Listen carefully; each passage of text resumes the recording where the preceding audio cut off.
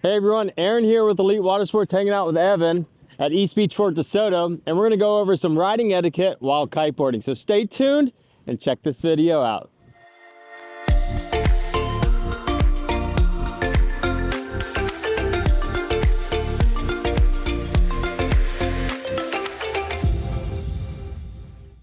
Today's video is all about kiteboarding riding etiquette, right?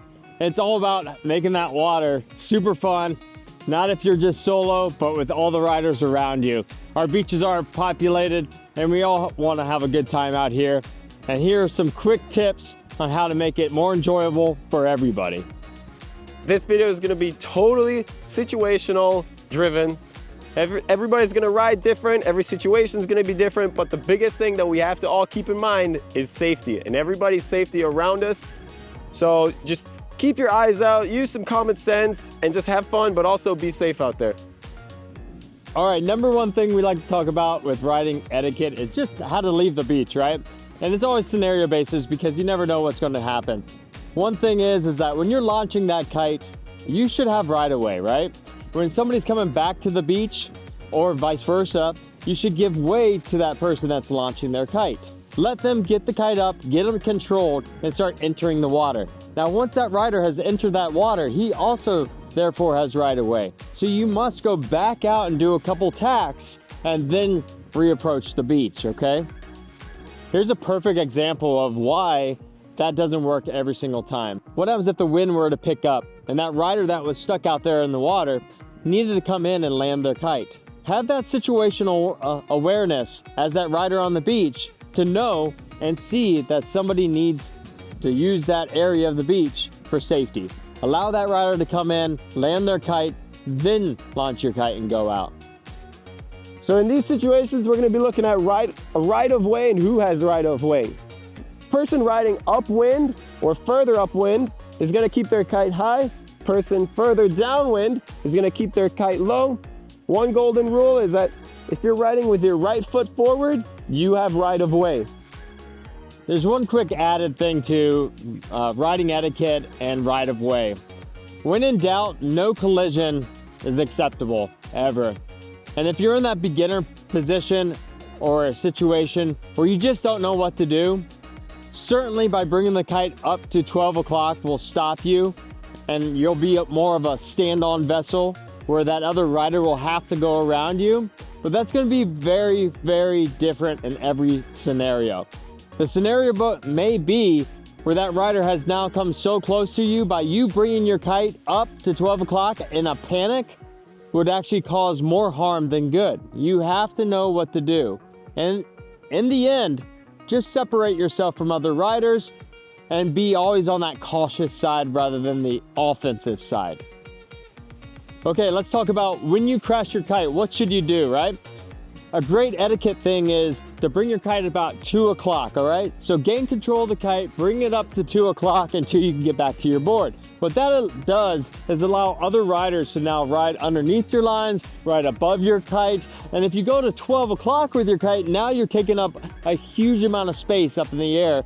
And as a good rider or other pro riders, this now has disturbed the way of traffic, okay? So a good point is good rider etiquette is just bring your kite to about 2 o'clock, then fetch your board if needed, just like you were body dragging. One key time to look around you is in your transitions. Oftentimes you can have riders riding too far upwind into you, riders coming down on top of you. When you're transitioning, going from one tack to the other, always look up at your kite, look around, see if there are any kites around you, look behind you, look upwind on the water, and take a few seconds before you transition to make sure you are not going to hurt yourself or any other kiter.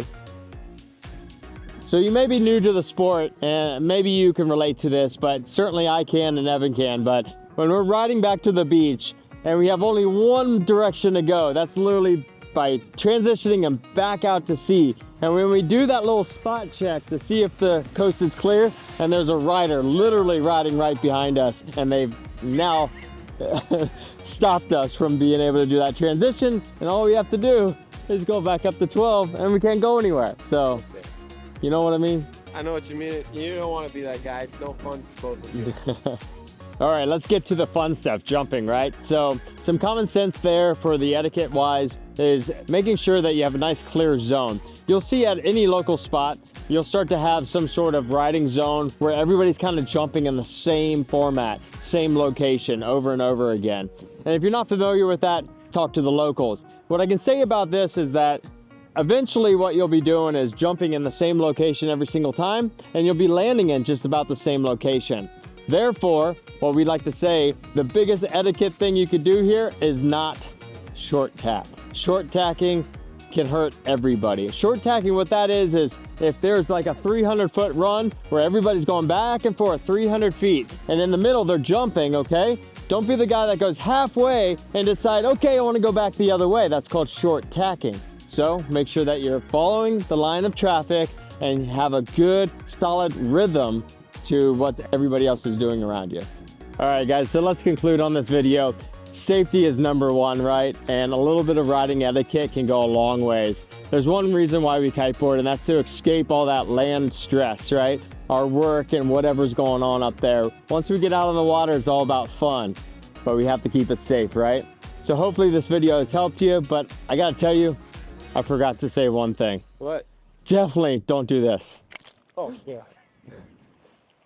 Hey, I could have gone really fast.